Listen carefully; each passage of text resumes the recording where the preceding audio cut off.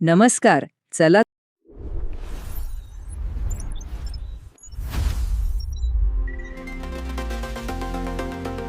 नमस्कार. चला तर मग आज भूगोलाच्या एका खूपच इंटरेस्टिंग चॅप्टरची जलावरणची एकदम झटपट उजळणी करूया.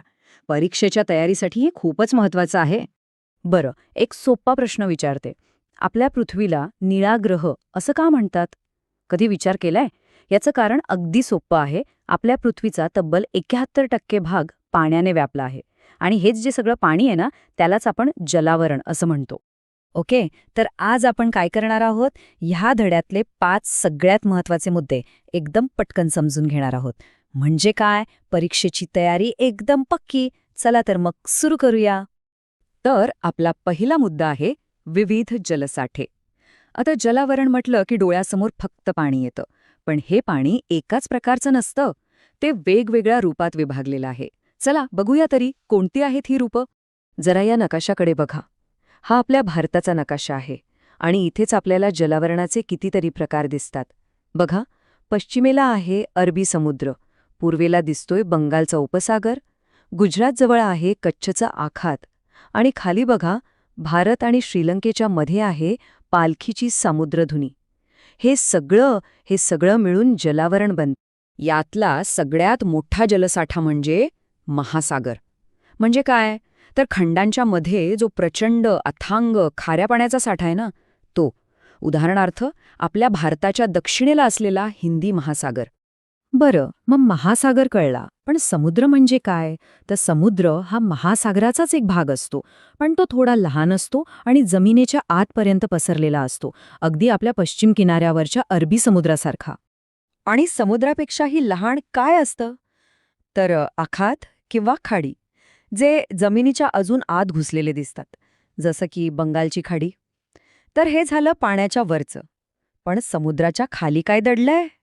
चला, आता आपला पुढचा मुद्दा बघूया. आपला दुसरा मुद्दा आहे सागर तळाची रचना. ऐकायलाच किती भारी वाटते. जसं आपल्या जमिनीवर डोंगर, दर्या आणि मैदानं आहेत ना, अगदी तसंच सगळं समुद्राच्या तळाशी सुद्धा आहे. इंटरेस्टिंग आहे ना? ही आकृती बघा. यात अगदी स्पष्ट दिसतंय की सागर तळाची रचना कशी आहे. म्हणजे किनाऱ्यापासून आपण जसजसं खोल समुद्रात जाऊ तसतसा तळ कसा बदलत जातो हे यात दाखवलंय. यालाच म्हणतात सागर तळ रचना. तर याचे मुख्य 4 भाग आहेत, लक्षात ठेवा. पहिला भूखंड मंच, म्हणजे किनाऱ्याजवळचा उथळ भाग. दुसरा भूखंड उतार, जिथून तळ एकदम तीव्रपणे खाली जातो. तिसरा सागरी मैदान, म्हणजे समुद्राच्या तळाशी असलेलं मोठं मैदान. आणि चौथा सागरी डोह किंवा गर्ता. हे आहेत समुद्रातले सगळ्यात खोल खड्डे. आणि या गर्तांबद्दल एक थक्क करणारी गोष्ट सांगते. जगातली सगळ्यात खोल गर्ता मरियाना गर्ता. तिची खोली किती आहे माहितीये? चक्क 10,929 मीटर. म्हणजे विचार करा, आपला जो माउंट एव्हरेस्ट आहे ना, जगातला सगळ्यात उंच पर्वत, तो अख्खाच्या अख्खा यात बुडून जाईल. अविश्वसनीय आहे. ओके, पुढचा मुद्दा. समुद्राच्या पाण्याचे गुणधर्म. मला सांगा, समुद्राचं पाणी खारट का लागतं आणि सगळीकडे त्याचं तापमान सारखं असतं का? चला, या प्रश्नांची उत्तरं शोधूया. तर समुद्राच्या पाण्याची जी क्षारता आहे ती सरासरी 35/1000 असते. आता याचा अर्थ काय? खूप सोपं आहे. जर आपण 1000 ग्रॅम म्हणजे 1 किलो समुद्राचं पाणी घेतलं तर त्यात साधारण 35 ग्रॅम मीठ किंवा क्षार विरघळलेले असतात. आणि म्हणूनच ते पाणी इतकं खारट लागतं. पण हा प्रश्न येतोच की हे एवढं मीठ आलं कुठून? तर होतं काय, नद्या जेव्हा जमिनीवरून वाहत येतात तेव्हा त्या खडकांमधले क्षार आपल्यासोबत समुद्रात आणतात. मग समुद्राच्या पाण्याची तर वाफ होऊन जाते, पण ते क्षार मात्र मागेच राहतात. आणि विचार करा, ही गोष्ट लाखो करोडो वर्षांपासून सुरू आहे.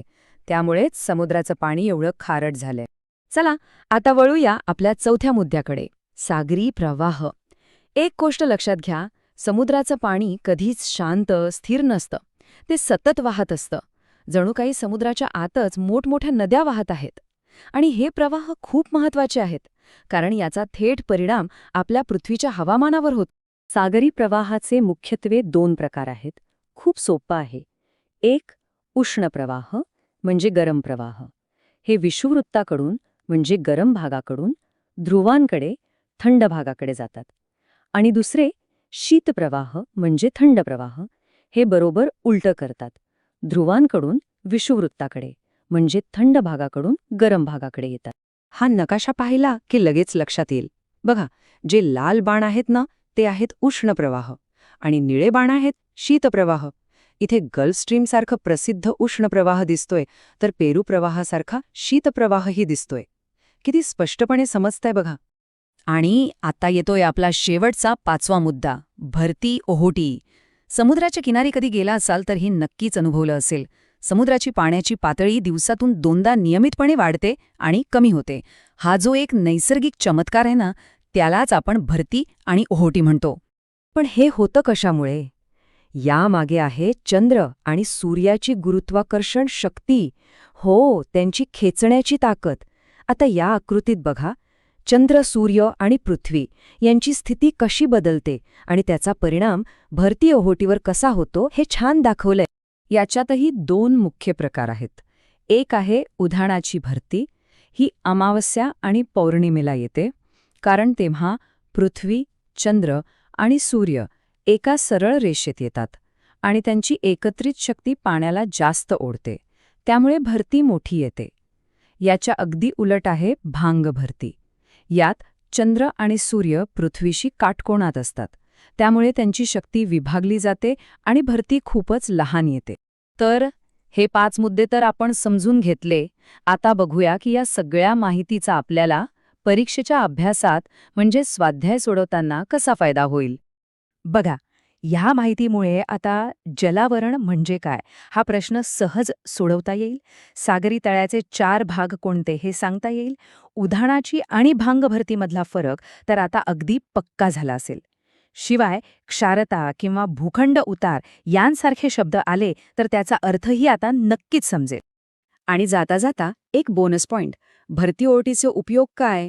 तर जहाजांना बंदरात यायला मदत होते, बंदरातला गाळ साफ होतो, मीठ तयार करता येतं आणि सगळ्यात महत्त्वाचं, यापासून वीजही बनवता येते.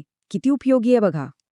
आणि आता सगळ्यात शेवटी एक प्रश्न, फक्त परीक्षेसाठी नाही तर आपल्या सगळ्यांसाठी. आपण पाहिलं की हे महासागर आपल्यासाठी किती महत्त्वाचे आहेत. तर मग विचार करा, या आपल्या महासागरांना प्रदूषणापासून वाचवण्यासाठी आपण काय करू शकतो? याचा विचार नक्की करा. भेटूया पुढच्या भागात.